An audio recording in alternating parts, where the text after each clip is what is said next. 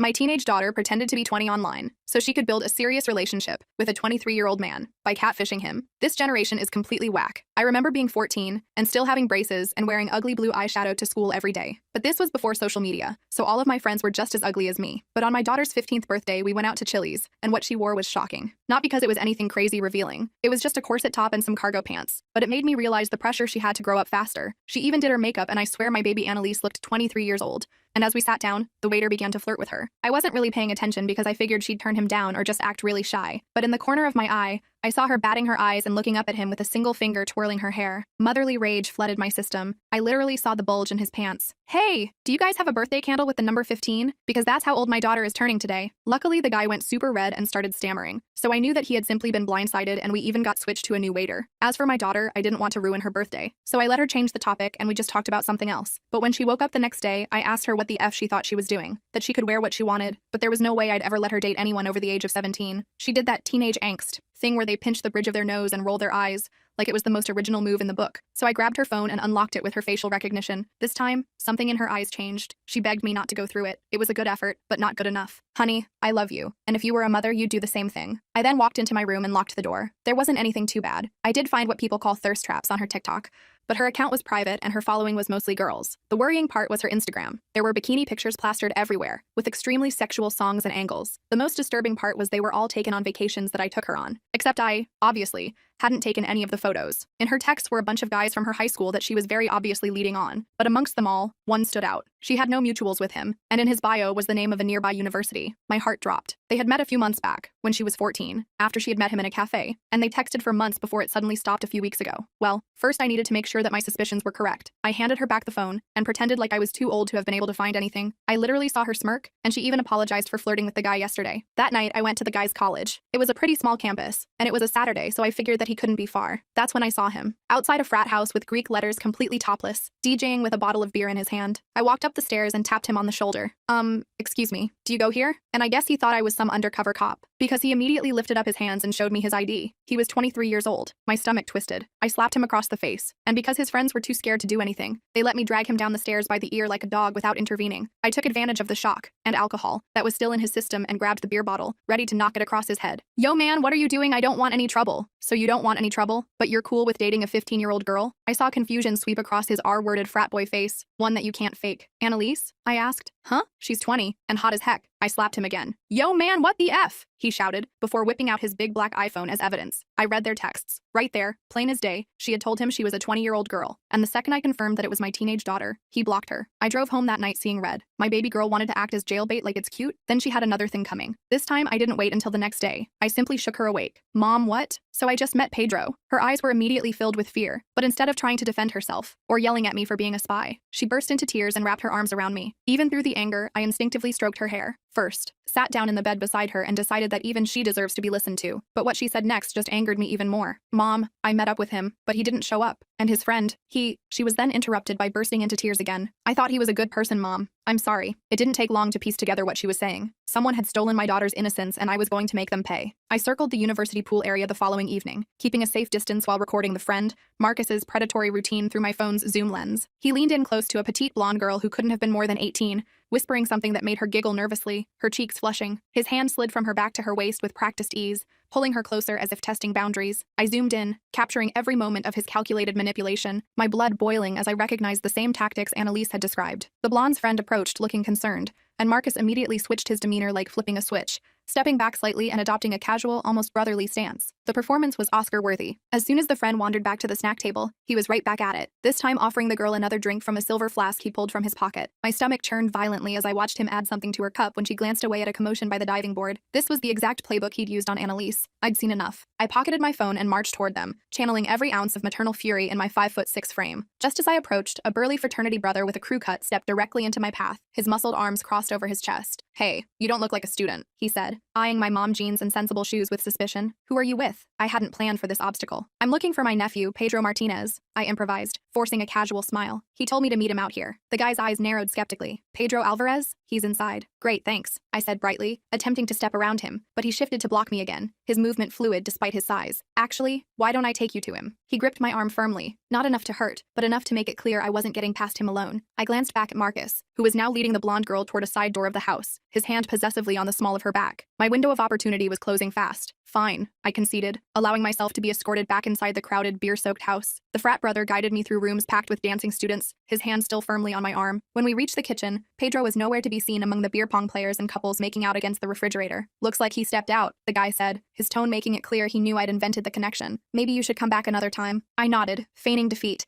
and headed for the front door, the bass-heavy music thumping in my chest. Once outside, I circled around to the side of the house where I'd seen Marcus taking the girl. There was a separate entrance there, likely to a basement or private room. I tried the door handle. Locked. Cursing under my breath, I peered through a small window smudged with fingerprints. The basement was dimly lit with colored LED strips, but I could make out a seating area with several people lounging on mismatched couches. No sign of Marcus or the blonde. I needed a new approach. I couldn't just break in, and I couldn't risk getting thrown out before gathering more evidence. I returned to my car and called Annalise, my heart racing. Mom? She answered immediately, her voice tight with worry. Are you okay? I'm fine, I assured her, watching the frat house for any sign of Marcus. But I need more information about him. Did he ever mention where he lives? Is it in the fraternity house or somewhere else? He said something about having an apartment off campus, she replied after a moment's hesitation. He bragged about how his dad pays for it so he doesn't have to live with the peasants in the frat house. Did he say where? Anything about the building or the street? I pressed, already starting my car. Cedar Street, she said with surprising confidence. I remember because that's where he took me. It was a blue building with a coffee shop on the first floor. Apartment 3B. You're absolutely sure? Positive. Mom, what are you going to do? Her voice trembled slightly. I hesitated, not wanting to worry her more. I'm just gathering information right now. I'll be home soon. Promise me you won't do anything crazy, she pleaded, suddenly sounding much younger than 15. I promise I'll be careful, I said, carefully avoiding a direct answer. Lock the doors and don't let anyone in. I love you. I hung up and pulled up a map on my phone. Cedar Street was only a few blocks from campus. I drove there slowly, scanning the buildings until I spotted a 3-story blue Victorian converted into apartments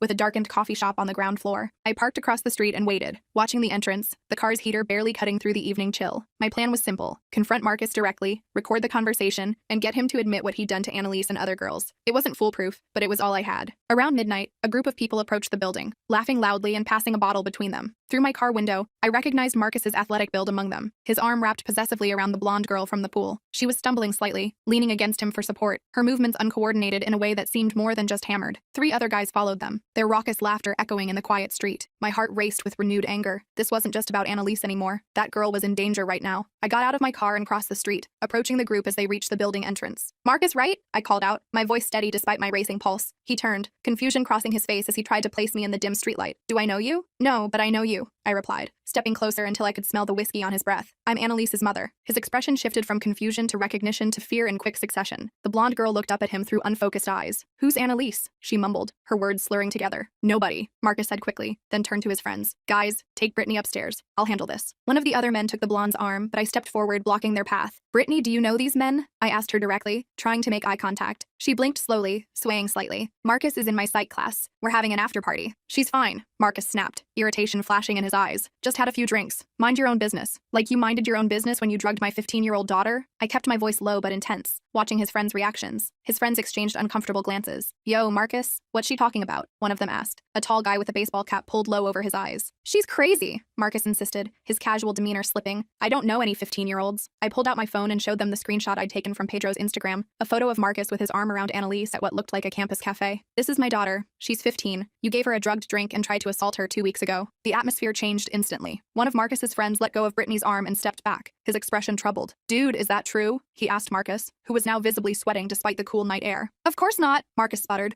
running a hand through his gelled hair. She came on to me. She said she was in college. So you admit you know her? I pressed, seizing on his mistake. Marcus realized his error too late. His friends were now looking at him with undisguised suspicion, creating distance between themselves and him. I think Brittany should come with me, I said, reaching for the girl's hand. I can call her a cab or drive her home. No way, Marcus said, grabbing Brittany's arm possessively, his fingers digging into her skin. She's with me. Actually, one of his friends interjected, the tallest one with kind eyes. Maybe we should all call it a night. He turned to Brittany. Where do you live? We can get you an Uber. Marcus's face contorted with anger. What the hell, Jason? You're taking her side? I'm not taking sides, Jason replied calmly. But if what she's saying is true, it's bullshit, Marcus shouted, his voice echoing down the empty street. Brittany flinched at his outburst, seeming to sober up slightly. What's going on? She asked, looking around in confusion, her mascara smudged beneath her eyes. I addressed her directly, keeping my voice gentle. Brittany, I'm concerned that Marcus may have put something in your drink. It happened to my daughter, and I don't want it to happen to you. Her eyes widened. What? She's lying, Marcus insisted, but his voice lacked conviction. I saw him add something to your cup by the pool, I said. I have it on video. That was stretching the truth. My video wasn't clear enough to definitively show him drugging her drink, but the bluff worked. Brittany pulled away from Marcus, stumbling toward Jason. I want to go home, she said, her voice small and frightened. Marcus lunged forward suddenly, grabbing my phone from my hand. Give me that! Delete that video! I yanked back, but he was stronger. In the struggle, my phone fell to the concrete sidewalk with a sickening crack. Before I could retrieve it, Marcus stomped on it deliberately, shattering the screen under his expensive sneaker. You psycho! I shouted, pushing him back with both hands. He shoved me in return, harder than I expected, sending me sprawling onto the rough concrete. Pain shot through my wrist as I tried to break my fall. Marcus, what the hell? Jason yelled, stepping between us. You can't hit someone's mom, man! She's threatening me! Marcus shouted, his face contorted with rage. She's been stalking me! Jason helped me to my feet while another friend held Marcus back, struggling against his attempts to break free. I'm calling the police, I said, cradling my throbbing wrist. Go ahead, Marcus sneered, his handsome face ugly with hatred. Tell them how you've been following me around campus, harassing me. See who they believe, a respected student or some crazy helicopter mom. He had a point that made my stomach sink. Without my phone and the video evidence, it would be my word against his. And he had friends who could back up his story that I'd approached him aggressively. Jason seemed to sense my dilemma. Look, he said quietly, leaning close so Marcus couldn't hear. I've heard rumors about Marcus before. This isn't the first time. Then help me, I pleaded. That girl needs to get home safely, and my daughter deserves justice. Jason nodded, his expression resolute. I'll make sure Brittany gets home okay. He hesitated, then added, and I know some other girls who've had experiences with Marcus. I can put you in touch with them. It wasn't everything I wanted, but it was a start. I gave Jason my email address, and he promised to contact me the next day. As I drove home with a broken phone and throbbing wrist, I realized this was going to be harder than I thought. Marcus was protected by his friends, by his father's money, by a system that often failed to believe young women, but I wasn't giving up. When I arrived home, Annalise was waiting up for me, pacing the living room in her fuzzy pajamas, her face pale with worry. Mom, she cried when I walked in. I've been trying to call you for hours. What happened to your wrist? I explained everything. Finding Marcus, the confrontation, my broken phone, and Jason's promise to help. This is all my fault, Annalise said, tears welling in her eyes. No, I said firmly, taking her hands in mine. What Marcus did, what he tried to do, that's not your fault. Yes, you made some poor choices, but he's the adult who tried to take advantage of a young girl. That's on him, not you. She nodded, wiping her eyes with the sleeve of her pajama top. So, what do we do now? Now, I said, summoning confidence I didn't entirely feel. We build a case. We find other victims, gather evidence, and make sure Marcus can't hurt anyone else. The next morning, I took Annalise to school myself, making her promise to come straight home afterward. My wrist wasn't broken, just badly sprained according to the urgent care doctor. So I wrapped it tightly and went to work with a new burner phone I'd picked up on the way. By lunchtime, I had an email from Jason with contact information for 3 other young women who'd had encounters with Marcus. All were college freshmen, all described similar experiences. Drinks that tasted strange, memory gaps, waking up in Marcus's apartment confused and disoriented. None had reported him officially. One girl, Vanessa, wrote that she'd tried to tell her resident advisor, but was discouraged when she learned about Marcus's father's connections to the University Board of Trustees. Another, Talia, said she'd been too ashamed and blamed herself for drinking too much. I reached out to each of them, explaining who I was and why I was investigating Marcus. 2 responded almost immediately, agreeing to meet me that weekend at a coffee shop off campus. When I picked up Annalise from school that afternoon, she seemed different, quieter, more withdrawn, her usual animated chatter absent. Everything okay? I asked as we drove home through the autumn-tinged streets. She stared out the window, watching the scenery blur past. Everyone at school knows something happened. Not the details, but they know I'm not allowed on social media anymore and that you took my phone. They're all talking about me. My heart sank. I'm sorry, honey. Kids can be cruel. It's not just that, she said, turning to face me with alarm in her eyes. Chloe showed me messages from this college guy she's been talking to. Mom, I think it's Marcus. I nearly slammed on the brakes. What? How would he know Chloe? He DMs random girls on Instagram. That's how he found me too. She looked down at her hands. I didn't meet him at a cafe. I was too embarrassed to tell you the truth. He messaged me after I commented on one of Pedro's posts. She turned to me, her eyes filled with fear. What if he's targeting my friends to get back at me? This was escalating faster than I'd anticipated. Marcus wasn't just a predator. He was vindictive and calculating. Show me the messages, I said, pulling into our driveway. When we got home, Annalise used my laptop to log into Chloe's Instagram account. Apparently, the girls all shared passwords, something we'd need to discuss later. Sure enough, there were messages from a user named Marcus DJW Wright, complimenting Chloe's photos and asking where she went to school. Call Chloe right now, I instructed. Tell her everything. Make sure she blocks him immediately. While Annalise called her friend, I checked my email again. There was a new message from Jason. Marcus knows you're talking to people. He's freaking out. threatening anyone who speaks to you. Be careful. He has a temper. I forwarded the email to my personal account and deleted it from the laptop, not wanting to worry Annalise more than necessary. But I was worried. This was no longer just about getting justice for what had happened.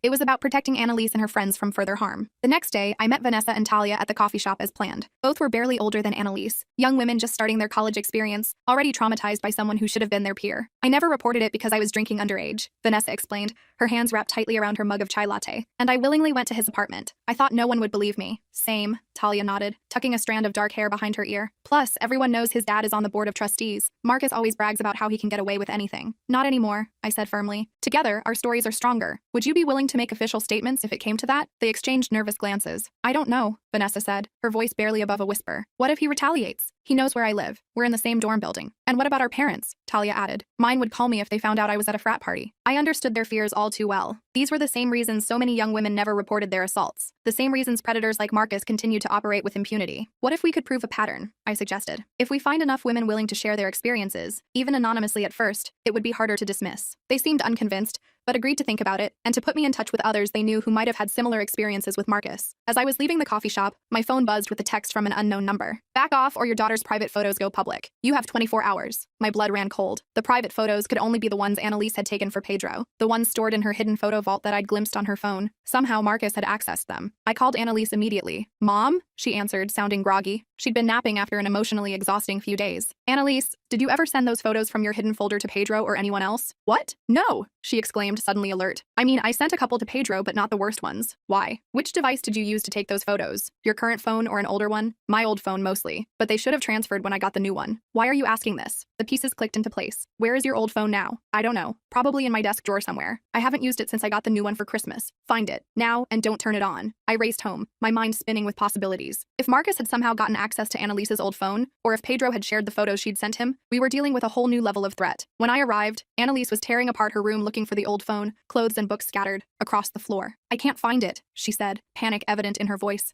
Think, Annalise. When was the last time you remember having it? She sat on her bed, concentrating. I used it as a music player for a while after I got the new one. I might have taken it to school. Could you have left it somewhere? Lost it? Her eyes widened with sudden realization. The party at Megan's house last month. I brought it to play music, but I was using Megan's speaker. I remember setting it down somewhere and then she trailed off, her face paling. I don't remember picking it up again. Who was at that party? I asked, dreading the answer. Just kids from school. And she hesitated, twisting the hem of her shirt. Some of Megan's older brother's friends from college. The connection was too coincidental to ignore. Was one of them named Marcus? Annalise shook her head. I don't think so, but I wasn't paying attention to her brother's friends. They were hanging out in the basement, and we were upstairs. I showed her the threatening text. Someone has your old photos, Annalise, and they're using them to try to stop me from investigating Marcus. Her face crumpled. Mom, I'm so sorry. This is all my fault. No, I said firmly, pulling her into a hug. This is not your fault. This is what predators do. They find vulnerabilities and exploit them, but we're not going to let them win. I texted back the unknown number. Distributing explicit images of a minor is a federal offense. Do it, and I'll make sure you spend the next decade in prison. The response came almost immediately. Try proving it was me. Meanwhile, your daughter's reputation will be destroyed. Final warning. I showed Annalise the exchange. We need to get ahead of this, I said. If he's threatening to release those photos, we need to prepare. How? She asked, her voice small and frightened.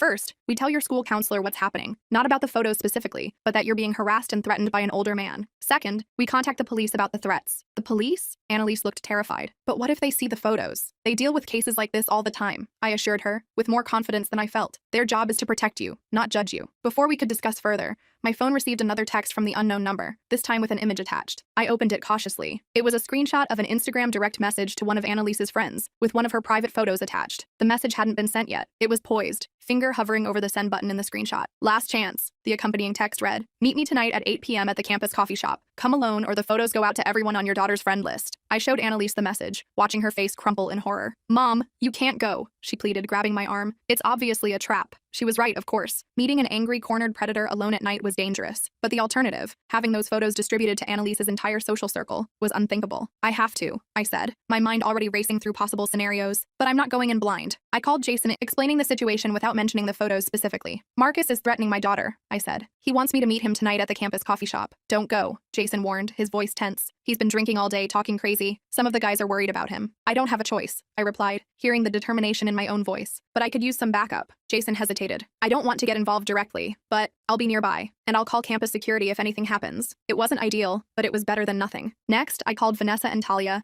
asking if they'd be willing to be in the area as witnesses. They agreed, reluctantly. Finally, I prepared Annalise for the worst-case scenario. If those photos do get out, I told her, holding her shoulders gently, we'll face it together. It won't be easy, but it won't be the end of the world either, and we'll make sure everyone knows who's really responsible. She nodded, tears streaming down her face. I wish I could take it all back. The photos, the lies, everything. I know, honey. I hugged her tightly, breathing in the familiar scent of her strawberry shampoo. But we can't change the past. We can only deal with what's happening now. At 7:30 p.m., I drove to campus, my heart pounding against my ribs. I'd prepared as best I could. I had a new phone with recording capabilities. Vanessa and Talia would be at a table nearby, and Jason had promised to keep an eye on the situation from outside. I'd also left a sealed envelope with Annalise, containing printouts of all the evidence I'd gathered about Marcus, with instructions to take it to the police if I didn't return by 10 p.m. The campus coffee shop was busy with students studying for midterms, providing some security and numbers. I chose a table near the back, positioning myself so I could see the entrance but also had a clear path to the emergency exit if needed. At exactly 8 p.m., Marcus walked in. He looked terrible. Unshaven, bloodshot eyes, clothes rumpled as if he'd been wearing them for days. He spotted me immediately and made his way to my table, dropping into the chair across from me with casual arrogance. You should have minded your own business, he said without preamble, his voice low and threatening. My daughter is my business, I replied evenly, meeting his gaze. And so are all the other girls you've drugged and assaulted. He leaned forward, the smell of whiskey heavy on his breath. You have no proof of anything. It's your word against mine. And trust me, at this school, my word carries a lot more weight than yours. Is that why you're threatening to distribute child pornography? Because you're so confident in your position? His eyes narrowed. I never said anything about pornography. You have no proof I sent those texts. I don't need proof, I said, keeping my voice steady despite my racing heart. I just need people to start asking questions. And they already are, Marcus. Vanessa, Talia, Brittany, Jason, they're all talking. How many others are there? How long before one of them goes to the police? I could see the calculation in his eyes, the realization that his carefully constructed world was beginning to crumble. What do you want? He finally asked, his voice barely audible over the coffee shop chatter. I want you to leave my daughter alone, leave her friends alone, and get help before you hurt someone else. He laughed bitterly. That's it? A slap on the wrist and a promise to be good? No, I said, meeting his gaze directly. That's just the beginning. I also want you to tell me exactly what happened the day Annalise came to your apartment. His expression darkened. Nothing happened. She showed up looking for Pedro. I gave her a drink. We talked. Then Pedro called her, freaked out about her age, and she left. End of story. You drugged her drink. I pressed, watching his face for any reaction. I didn't substance anyone, he snapped, too loudly. A few nearby students glanced our way. He lowered his voice. Look, even if I did, which I'm not saying, nothing happened. She left. No harm, no foul. Intent matters, Marcus. You intended to assault my 15-year-old daughter. She said she was 20, he hissed, a vein pulsing in his forehead. Everyone lies about their age. It's not my fault she looked older. I leaned forward. Here's what's going to happen. You're going to delete any photos you have of my daughter. You're going to stay away from her and her friends. And you're going to get counseling for your issues with women. He snorted. Or what? Or I go public with everything I know. I've already spoken to multiple women who've had similar experiences with you. I have screenshots of your threats. And I have a daughter who's willing to tell her story. No one will believe you, he said. But I could hear the uncertainty in his voice. Maybe not at first, I conceded. But once one person speaks up, others follow. How many victims do you have, Marcus? 5? 10? How many will it take before someone listens? He stared at me for a long moment, then abruptly stood up. This conversation is over. As he turned to leave, I called after him. I meant what I said about those photos. Distribute them, and I'll make sure you face federal charges. He paused, his back stiffening, then continued walking without looking back. I watched him leave, my hands shaking under the table. I wasn't sure if I'd gotten through to him or just made things worse, but at least I'd stood my ground. Vanessa and Talia approached my table as soon as Marcus was gone. Are you okay? Talia asked. He looked really angry. I'm fine, I assured them. Did you record any of that? Vanessa nodded, showing me her phone. Got most of it. He basically admitted to drugging drinks, even if he tried to walk it back. It wasn't a full confession, but it was something. Another piece of evidence to add to our growing collection. Outside the coffee shop, Jason was waiting by my car. That was intense, he said. I was ready to call security when he stood up like that. Thank you for being here, I said sincerely. All of you. I know it wasn't easy. What happens now? Jason asked, his breath visible in the cool night air. I took a deep breath. Now we wait and see if he backs down or escalates, and we keep building our case, finding more women who are willing to speak up. As I drove home, I felt a strange mix of fear and determination. Marcus was dangerous, cornered, and unpredictable, but he was also exposed now, his behavior under scrutiny for perhaps the first time. When I arrived home, Annalise was waiting anxiously by the window, her silhouette visible through the curtains. Mom, she cried, running to hug me. What happened? Did he agree to delete the photos? Not exactly, I admitted, but I think I scared him. And more importantly, we have allies now, other women he's hurt who are willing to speak up. Annalise pulled back, her expression serious. I want to speak up too. If he releases those photos,